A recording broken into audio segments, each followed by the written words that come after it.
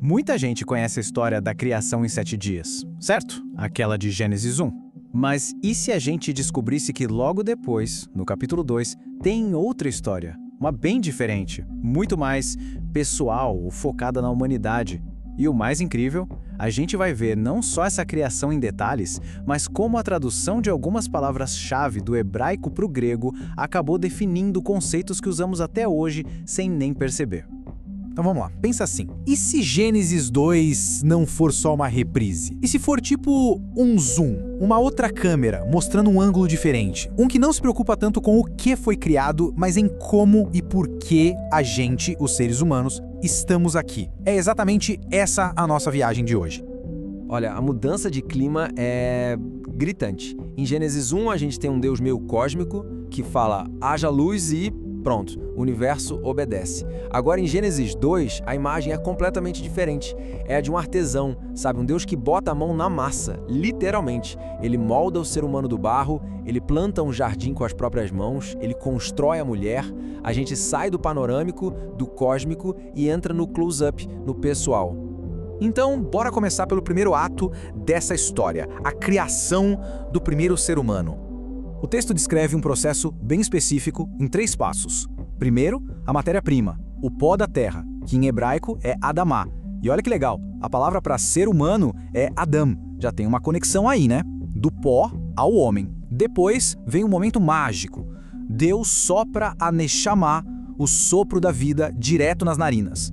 E é só aí, depois desse sopro divino, que a criatura se torna uma Nefesh Hayah, ou seja, um ser vivo. E aqui vem um detalhe que, olha, surpreende muita gente. Esse termo, Nefesh Hayah, que a gente traduz como alma vivente ou ser vivo, sabe para quem mais ele é usado? Para os animais. Lá em Gênesis 1, o texto usa a mesmíssima expressão para falar dos animais. Isso, claro, levanta uma pergunta bem óbvia. Ué, se humanos e animais são, na essência, seres vivos, o que nos torna diferentes, então? O que, segundo essa narrativa, faz a humanidade ser única? E a resposta está lá atrás, no passo 2 da criação. A diferença não é o fato de estar vivo, mas de onde veio essa vida. Pensa bem, os animais foram criados por uma ordem divina, pela palavra. Já o ser humano recebe o sopro da vida diretamente de Deus. É um ato íntimo, pessoal, e é essa injeção divina que dá a entender que a gente tem algo a mais, intelecto, uma capacidade de se relacionar, de pensar sobre o certo e o errar. Ok, temos o ser humano. E agora, onde ele vai viver? Qual a sua função? Vamos ver o cenário que foi preparado para ele. No jardim, o homem recebe uma missão dupla, 2 palavrinhas em hebraico, abad e chamar. A gente traduz como lavrar e guardar. Mas o detalhe aqui é que essas mesmas palavras eram usadas para descrever o trabalho dos sacerdotes no templo, o serviço, a proteção de um lugar sagrado. Isso dá uma outra dimensão para o trabalho, né? Desde o comecinho ele já era visto como algo sagrado. E bem no meio desse jardim que já vimos que é quase um santuário, tem 2 árvores especiais. A famosa árvore da vida e a misteriosa árvore do conhecimento do bem e do mal. Elas são basicamente o centro de tudo que vai acontecer a seguir. E aí vem a regra do jogo. Uma só. Em um lugar com liberdade total, onde se podia comer de tudo, tinha só um não pode. Uma única fronteira. A vida ali era basicamente isso. Uma liberdade imensa com um limite bem claro. Só que mesmo nesse cenário perfeito, nesse paraíso, tinha alguma coisa errada. Faltava algo. E é aqui que o texto apresenta o primeiro problema de toda a história.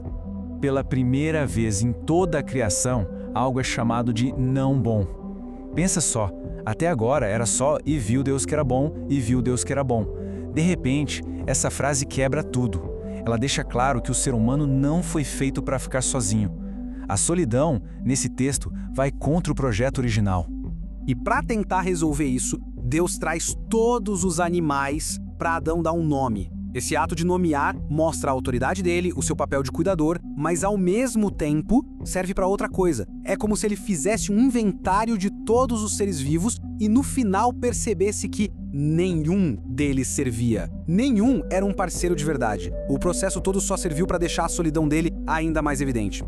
E é nesse ponto que surge uma das frases mais cruciais e muitas vezes mal entendidas de todo o texto. A mulher seria uma Ezer Kenegdor. Vamos quebrar isso. Ezer é traduzido como ajudadora, mas essa mesma palavra é usada para descrever o próprio Deus ajudando seu povo. Ou seja, não fala de inferioridade, mas de força. E Kenegdor significa algo como correspondente a ele, alguém que está à sua frente, em pé de igualdade.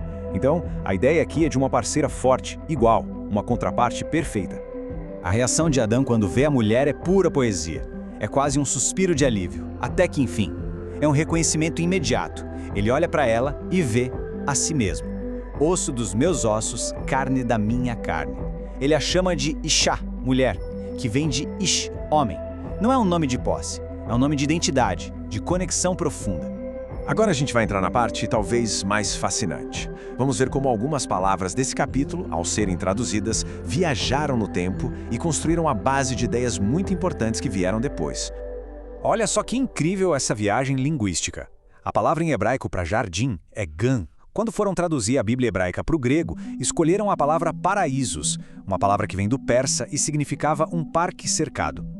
Séculos passam e quando Jesus está na cruz, ele usa exatamente essa palavra, paraísos, para prometer o paraíso. Ou seja, o jardim do Éden se transformou, através da tradução, na nossa imagem de paraíso.